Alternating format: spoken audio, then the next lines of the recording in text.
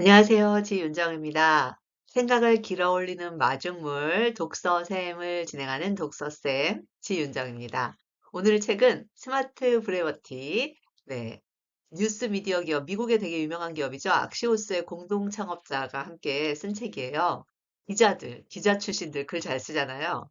이분들이 서브 내용에 디지털 시대의 글쓰기 바이블이라고 딱 이렇게 소제목을 붙여놔서 흥미가 들더라고요. 우리 요즘 KMS 업무 지식 매뉴얼도 되게 간단간단하게 키워드 위주로 쓰기를 원하고, 직원들도 길게 말하는 거 안 좋아하죠? 리더도 요즘은 아침 조회 때 아주 핵심만 강력하게 말하는 거 좋아하고, 메일 쓸 때도 그렇고, 고객 상담할 때도 그렇고, 정말 요즘은 핵심을 얼마나 본질적인 것을 다루어서 명확하게, 분명하게 말하느냐가 되게 중요해지고 있잖아요. 그래서 제가 이 책을 우리가 같이 읽어본다면 되게 효과적이겠다 싶어서 저도 칼럼도 쓰고 또 사이트에 그 클래스에 대한 홍보 문구도 쓰는 사람 입장에서 이 책을 읽었습니다. 여러분들께 같이 읽어드릴게요. 이 독서샘의 구조는 너무나 잘 아시다시피 읽기 전에 질문을 먼저 품습니다. 그래서 내가 스마트 브레비티 이 책 제목만 딱 들었을 때 먼저 떠오르는 게 뭔지, 어떤 게 상상이 되는지 그걸 먼저 한번 여러분 스스로 질문을 품어보고 그리고 난 다음에 책 내용도 그리고 저자의 주장하는 바에 대한 생각을 전체적으로 조망해보고 그리고 난 다음에 내가 개선할 거 또는 내가 이 책에 보완한다면 책을 좀 더 업데이트한다면 어떻게 추가할 수 있을지 여러분의 생각을 끄집어내시는 거예요. 그래서 책은 늘 말씀드리지만 그냥 보고 읽는 게 아니라 책을 도구 삼아 나는 이거와 뭐를 다르게 생각하고 뭘 더 생각할 수 있을지 그것을 고민해보고 탐구해보는 게 책의 기능입니다. 그래서 오늘도 그거 할 거고요. 마지막으로 어떻게 써먹을 건가, 현장에서 우리가 어떻게 쓸 건지에 대한 이야기를 해보도록 하겠습니다. 우선 읽기 전에 질문은 저는 첫 번째 질문이 브레버티에 대한 그 스펠링 몰랐을 땐 왜 우리 브레이브 그 용기 있잖아요. 그래서 그거랑 단어를 헷갈렸어요. E가 아니라 A인 줄 알았는데 그래서 단어 이 명확함, 짧음, 온결함이라고 하는 게 브레이브 이 용기하고 되게 비슷하구나 스펠링이 전 이걸 새삼 느끼면서 짧을 수 있는 용기를 이 책에선 얘기하나 보다. 정말 그 간단하게 말한다는 건 힘있고 내적으로 정리가 잘 돼 있고 주저리주저리 중언부언하지 않아도 될 만큼 명확한 어떤 생각이 있을 때 가능하잖아요. 그래서 저는 간결함과 용기는 불가분의 관계가 아닌가 이런 생각을 해봤어요. 두 번째는 다른 글쓰기 책이랑 뭐가 다를까? 요게 좀 질문이었어요. 워낙 저도 글쓰기에 관심이 많아서 글쓰기 관련된 책을 진짜 많이 봤거든요. 대체로는 뭐 문장을 어떻게 구성하는지, 논리 체계를 어떻게 전개하는지, 그리고 뭐 오타, 그리고 뭐 문장의 주어, 수어 이런 문법적인 거 이런 거를 많이 다루고 있는데 기자가 쓴 글쓰기 책은 뭐가 다를까? 이게 저의 두 번째 질문이었고요. 이제 마지막 세 번째 질문은 나는 이 책을 읽고 어디에 활용할까? 내가 요즘 글쓰기에서 좀 답답하고 개발이 필요한 영역이 어딜까? 요 세 가지 질문을 품고 책을 읽었습니다. 여러분도 지금 제 그 영상을 보시기 전에 그러게 나는 스마트 브레버티 좀 간결하게 글을 쓴다는 것이 나의 요즘 삶에 어디에 영향이 있고 어느 영역에서 그렇게 써볼 수 있을까를 한번 궁금증을 가지고 질문을 해보시면 좋을 것 같아요. 이런 질문을 가지고 책을 읽었더니 책 내용이 더 머릿속에 쏙쏙 들어왔어요. 그래서 이 책에서 그렇게 강조하더라고요. 요즘 사람들은 쇼폼 시대라 지루하고 그리고 뭔가 긴 거 되게 싫어한다. 그래서 아주 집중력이 짧고 주의가 산만해서 26초가 지나면 벌써 딴 생각을 한다는 거예요. 그리고 심지어 0.017초 만에 컨텐츠를 계속 볼까 말까를 결정한대요. 어떻게 지금 여러분 제 영상 보면서도 이 영상을 계속 볼까 말까 결정하고 계시지 않나요? 그래서 경결함은 정말 용감함이다. 그래서 경결은 자신감이고 장황함은 두려움이다라고 이 책에서 얘기하고 있어요. 그럼 우리가 어떻게 하면 간결하게 쓸 수 있느냐?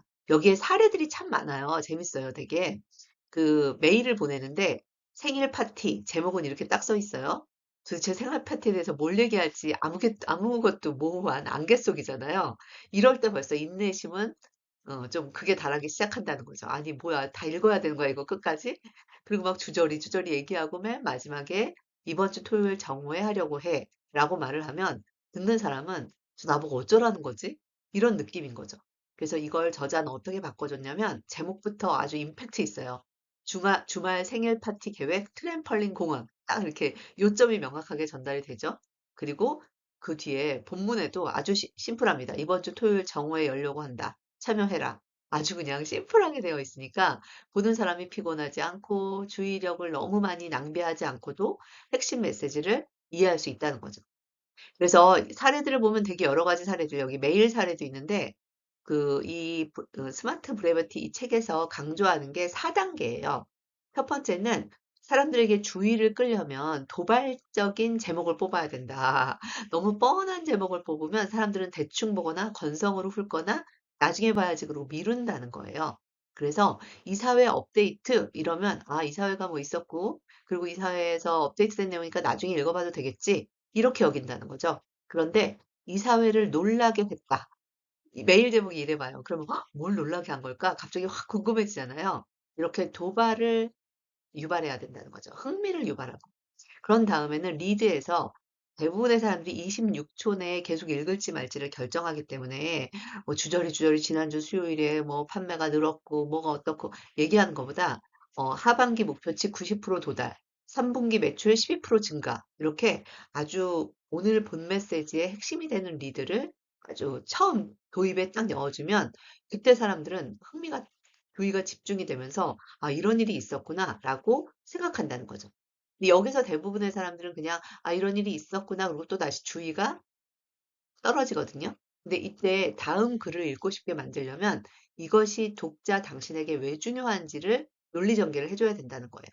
그래서 이 저자인 기자가 얘기하는 것은 맨 처음엔 도발을 하고 그리고 리드를 흥미롭게 뽑아낸 다음엔 이것이 당신에게 계속 읽는 것이 왜 중요한지를 언급을 해주고 마지막에 좀 더 알아보고 싶으면 깊이 알아볼 수 있도록 추가 내용들은 다시 밑에 참고로 달아주는 것이 본문에 주저리 길게 넣는 것보다 훨씬 더 낫다는 거예요. 그래서 우리가 이렇게 저도 도발, 리드 왜 중요한지 그리고 깊이 알아보게 이렇게 4단계로 도구를 가지고 제 글을 보니까 제 글 중에도 많은 부분 순서가 뒤바뀌거나 생략해도 되는 것들이 눈에 보이더라고요. 그래서 이게 수학 공식을 알면 문제를 훨씬 잘 풀 수 있는 것처럼 이렇게 글쓰기의 공식을 알면 여러분들도 타인의 글을 볼 때 모니터링 할 수 있고 자신의 글을 볼 때 좀 더 다시 검열하여 쓸 수 있게 되겠죠. 그래서 책 속의 사례들 중에 또 이런 것도 있어요. 말을 할 때도 그래요. 너무 주저리 당신은 훌륭한 일을 정말 많이 하고 있다. 물론 단점도 좀 있는데 원래 인생은 어렵지 않느냐? 하지만 우리가 좀 더 노력을 해보면 좋을 것 같다. 이번 업무 성과 관리 대상자 목록에 당신을 올릴 수밖에 없었다. 어때요? 이렇게 길게 상사가 여러분한테 얘기한다면? 요점이 뭐야? 자기가 업무에 올린 걸 왜 나한테 얘기하지? 이런 느낌 아닌가요? 심플하게 정리한다면 어떻게 될까요? 이 책에서 뭐라고 얘기하고 있냐면 당신이 빠르게 개선해야 할 한 가지가 있습니다. 핵심 과제, 요것을 더 노력해 주세요. 딱 명확하죠. 막 빙빙 둘러 애둘러 말하는 것이 아니라 내가 당신에게 요청하는 것이 무엇이고 왜 요청하는지 이것만 얘기하는 것이 훨씬 더 스마트 브레버티하다는 거예요. 또 계획이 바뀌어서 미안해. 일도 많고 바이러스 때문에 완전 엉망진창이야. 점심 약속을 멋진 베이커리로 바꿔야 될 것 같아. 올 여름 내내 약속을 바꿨으니 이번엔 내가 사도록 할게. 이렇게 길게 보내면 읽다가 승질나요. 약속도 미뤄졌는데 글도 너무 긴 거죠. 그냥 심플하게 점심 약속 베이커리로 바꾸자. 내가 살게. 두 줄이면 끝나는 걸 이렇게 길게 써놓으면 사람들은 주의력이 산만해서 요점을 파악 못하고 뭘 얘기하려는지를 모르다 보니까 미스 커뮤니케이션이 난다는 거예요. 또 다른 걸 보면 많은 회의와 논의 끝에 우리는 월요일 미팅을 핵심 임원으로 축소하기로 했습니다. 특히 많은 사람들이 실망하지 않도록 이것에 대해서 공지합니다. 이것도 그냥 심플하게 얘기하면 월요일 미팅은 핵심 임원만 참석. 그냥 이렇게 쓰면 되는 거예요. 그리고 이렇게 뭔가 문장이 너무 전문 용어이고 그리고 뭔가 와닿지 않으면 사람들은 열어보지 않는다는 거죠. 저 폐기물 경제가 본궤도에 오르다. 어때요? 본궤도에 올랐구나. 끝. 별로 더 이상 더 클릭을 해서 읽어보고 싶은 생각이 없잖아요. 근데 만약에 이렇게 쓰면 어떨까요? 쓰레기에서 돈을 캐는 스타트업. 갑자기 쓰레기라는 단어에 돈을 캔다고 하고 스타트업들이라고 하니까 '어떻게 그들은 쓰레기에서 돈을 캘까?' 이러면서 눌러보고 싶겠죠. 이게 바로 저폐기물 경제, 이거보다 훨씬 더 생생한 날것의 언어 표현이잖아요. 쓰레기에서 어 본 궤도에 오르다. 이거보다 스타트업들이 얼마나 지금 이쪽 분야에 창업 많이 하고 있는지 이렇게 얘기해 주는 게 훨씬 더 흥미를 유발한다는 거죠. 사람들의 주목을 끈다는 거예요. "중요한 소식을 위해 몇 초를 할애할 수 있나요?" 이렇게 질문하면 어떨까요? 도대체 중요한 소식이 뭐길래 왜 나한테 시간을 구걸해? 이런 느낌 안 들까요? 차라리 그냥 빅 뉴스, 저 이직합니다. 핵심 내용을 딱 이렇게 넣어 놓으면 '어 왜?' 이러면서 더 열어보고 싶다는 거죠. 시간을 구걸하지 말고 핵심을 얘기해서 사람들이 흥미를 갖게 하라는 거예요. 또 이건 정말 중요한 이야기고 여러분이 이것을 반드시 읽으셔야 합니다. 다음을 클릭하세요. 어때요? 이렇게 이런 문장이 있으면 여러분 클릭하고 싶어요? 너나 하세요. 이런 느낌이죠. 아니 요점도 모르겠고 뭐가 핵심인지도 모르는데 '내가 왜 내 시간을 거기다 써.' 이런 느낌인 거예요. 차라리 클릭하세요. 반드시 열어보세요. 이런 말은 생략하셔도 돼요. 오히려 그 시간에 클릭하고 싶은 핵심 후크를 여러분들이 제시하는 게 훨씬 더 낫다는 거죠. 특종, 일론 머스크의 다음 수, 주식 어떻게 변할까? 차라리 이렇게 해야 사람들은 열어보라고 말하지 않아도 열어보고 싶죠. 그래서 책 속에 이런 사례들이 되게 여러 가지가 많이 있어요. 우리가 검토할 제품 주간 요약 확인, 이거보다 7개 새 템플릿, 이렇게 심플하게. 그리고 바쁘고 해야 할 일이 많으시다는 걸 잘 알지만 제가 파티를 열 계획이다. 라이브 밴드가 와서 연주하도록 섭외하고 있으니까 당신의 도움이 필요할지도 모르겠다. 이렇게 주저리 얘기하는 것보다 그냥 파티 와라. 이번 파티 라이브 밴드다. 이렇게 심플하게 얘기하는 게 훨씬 더 스마트 브레버티하다는 거. 그래서 저는 이제 우리가 뭔가 글을 맨 처음에 쓰고 난 다음은 이걸 어떻게 핵심으로 요약할 수 있을까? 이렇게 여러분이 한번 통역을 하셔도 좋고요. 아니면 먼저 말을 길게 쓰는 거 대신에 내가 진짜 하고 싶은 말의 요점이 뭔지 키워드를 먼저 뽑고 그리고 난 다음에 그걸 문장으로 전환하다 보면 훨씬 더 중요점을 놓치지 않으면서 강조할 것을 여러분들이 강조할 수 있게 될 것 같아요. 그래서 우리가 여기 사례들 이런 책에 많은 사례들이 더 있거든요. 제가 이걸 다 일일이 나열하는 것보다 여러분들이 '아 이 책에 이런 내용들이 담겨 있네. 나한테 도움이 되겠네.' 싶으면 본 책을 좀 더 읽어 볼 거라고 기대하고 저는 이런 사실을 통해서 저자가 제시하는 관점, 요령들을 좀 마인드맵으로 만들어 봤어요. 여러분들이 아마 그건 좀 의아하실 거예요. 대부분의 분들은 결과를 먼저 보고 목차를 먼저 보고 그리고 책 속으로 들어가는데 저는 그거보다는요. 먼저 책 내용을 좀 살펴본 후에 마지막에 개괄적인 조감도 큰 그림을 그리시길 추천드려요. 왜냐하면 책을 읽다 보면 책 안에 있는 내용들에 우리가 이렇게 심취해서 이 책이 어느 맥락에 어떻게 연결되는지를 놓치거든요. 그래서 제가 길눈이 어두운 이유는 어쩌면 그 길 하나하나를 못 외우는 게 아니라 전체 길의 연결성을 몰라서 제가 길을 잘 못 찾는 경우가 많거든요, 저희 남편에 비해서.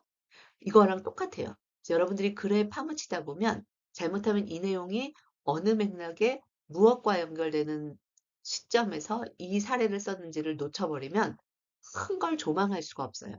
그래서 제가 추천하는 건 맨 처음에 책 읽기 전에 저자와 그리고 목차 정도는 읽고 시작하잖아요. 그때는 저는 질문을 만들기를 추천드리고요. 오히려 책을 다 읽고 난 다음에 마지막에 지금 제가 소개해 드리는 이런 마인드맵, 도망가는 조감도를 그려보시길 추천드려요. 그래서 이 저자는 크게 보면 스마트 브레버티가 무엇인지, 그리고 스마트 브레버티를 어떻게 활용할 수 있을지, 크게 보면 이렇게 두 가지로 이 책의 챕터가 구성되어 있어요. 그래서 첫 번째, 스마트 브레버티가 뭔지, 그리고 이게 왜 필요한지, 그리고 이걸 잘하려면 5단계가 무엇인지가 이 책의 가장 큰 쟁점이고요. 그리고 나머지 어떻게 하나에서는 뭐 뉴스레터, 회의, 이메일, 연설, 프레젠테이션, 소셜미디어 이런 페이스마다마다 어떻게 스마트 브레버티 5단계를 적용할 수 있을지에 대한 사례를 풀어내고 있어요. 그래서 여러분들이 만약에 내가 SNS에 글 쓰고 싶다. 그러면 다 건너뛰고 요 SNS 부분이랑 5단계만 읽어보시면 돼요. 책은 숙독해서 처음부터 끝까지 열심히 읽으려고 하는 것보다 내가 뭐가 필요한지 알고 그 필요한 부분을 중점적으로 읽고 나머지 부분을 이렇게 확산해서 읽으시는 것도 되게 요령껏 시간을 절약하면서 책을 보는 방법이에요.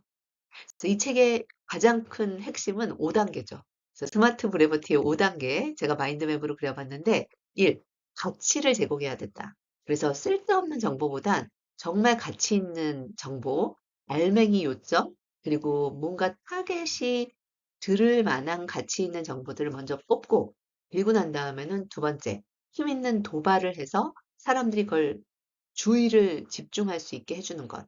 요게 두 번째고, 세 번째는 강력한 첫 문장, 리드를 통해서 사람들이 아, 이 내용의 핵심이 뭐겠구나라는 걸 전체적으로 밑그림을 그릴 수 있게 해주고, 그리고 난 다음에 대부분은 주의력이 떨어지는 시점에 이것이 당신에게 왜 중요한지 맥락과 계속 읽게 하는 그런 동기를 유발하는 것들을 제공하시고, 마지막에 그래도 더 끝까지 읽고 싶은 분들을 위하여 선택적 그 독서, 깊이 알아볼 수 있는 구현 자료들을 참고 자료를 뒤에 붙이는 방식으로 그렇게 글을 쓰시기를 추천드린다는 거예요. 요 5단계 이 공식을 여러분들이 외우셔서 SNS건 이메일이건 곳곳에다가 적용해 보시기를 추천드리고요. 이 마인드맵에서 특히 내가 잘 이해가 안 되는 거가 뭐가 있는지 그 페이지만 열어보셔도 좋아요. 저는 분릿이라는 말을 이 책에서 처음 알게 됐는데 원래는 저는 이렇게 앞에다가 아이콘을 넣어서 뭐 1번, 2번, 3번 이렇게 제목을 붙여서 소제목으로 핵심 키워드를 강조하는 거라고 생각했던 걸 이 책에서는 분릿이라고 표현하더라고요. 앞에 아이콘을 붙이는 거.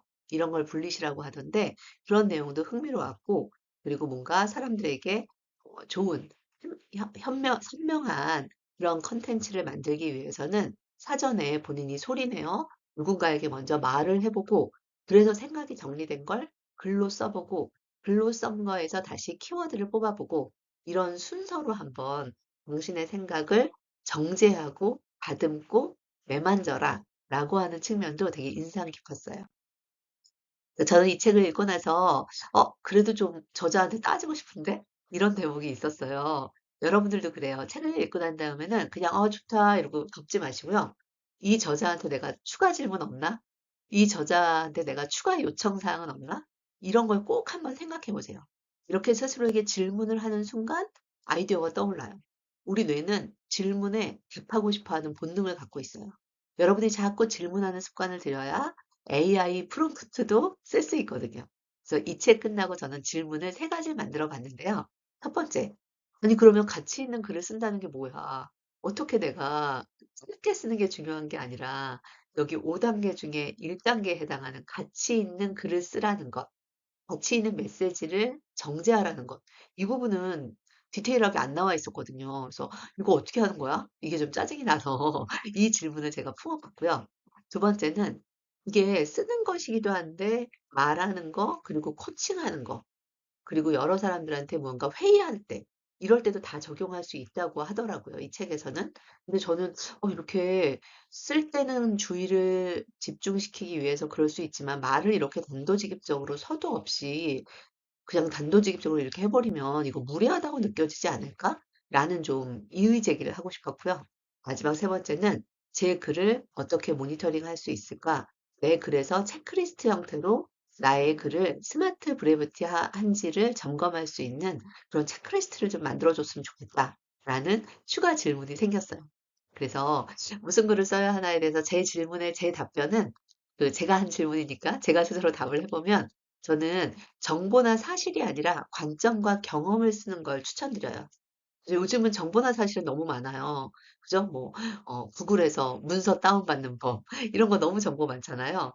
뭐, 공인인증서 재발급받는 법, 이건 다 정보예요. 이건 한 사람이 써놓으면 다른 사람이 언제든 복붙해도 누가 썼는지 모를 만큼 개성이 없는 글이죠.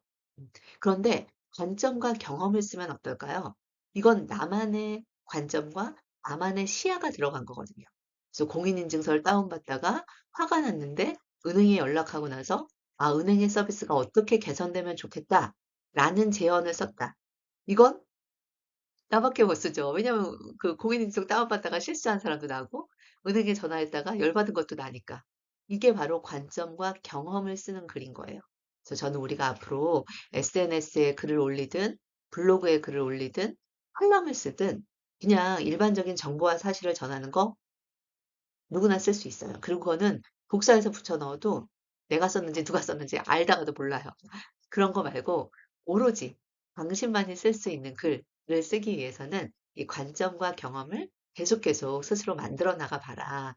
그래서 자꾸자꾸 아이디어가 떠오를 때마다 메모를 하고 심상을 적고 스스로 내가 감정이 어떻고 판단이 어떻고 어떤 그것이 떠오르는지를 여러분이 이렇게 캡처해야만 여러분만의 글을 쓸 수 있게 될 것 같다라는 조언을 좀 드리고 싶고요. 그리고 말하는 거는 쓰는 거랑 좀 달라서 이 사고력과 표현력만이 아니라 전달력도 중요하거든요. 똑같은 말인데도 밥 내가 살게. 이 문장이 뉘앙스를 어떻게 전달하느냐에 따라 밥 내가 살게 이거랑 밥 내가 살게 이거랑 되게 다르잖아요. 그래서 스마트 브레버티에 덧붙여진 감수성 있는 표현력. 요즘 왜 "다정한 것이 살아남는다."라는 말이 있잖아요. 그래서 그 부분을 우리가 추가하지 않으면 잘못하면 스마트 브레버티가 의상할 수 있다. 이런 측면을 저는 생각해 봤습니다. 그래서 저의 글, 그리고 타인의 글을 쓸 때도 볼 때도 이제는 이 스마트 브레버티 관점에서 한번 모니터링을 해보고 다시 써보는 작업을 이제부터 앞으로 내 삶에서 해봐야겠다. 그래서 내 삶에 키워드도 먼저 써보고 도발 표현도 좀 여느 때 이메일이나 아니면 어떤 분들의 광고 카피나 이런 데에서 도발적인 표현들이 있으면 좀 제가 의도적으로 사냥을 해야겠다. 이런 생각을 스마트 브레버티 책을 읽으면서 했고요.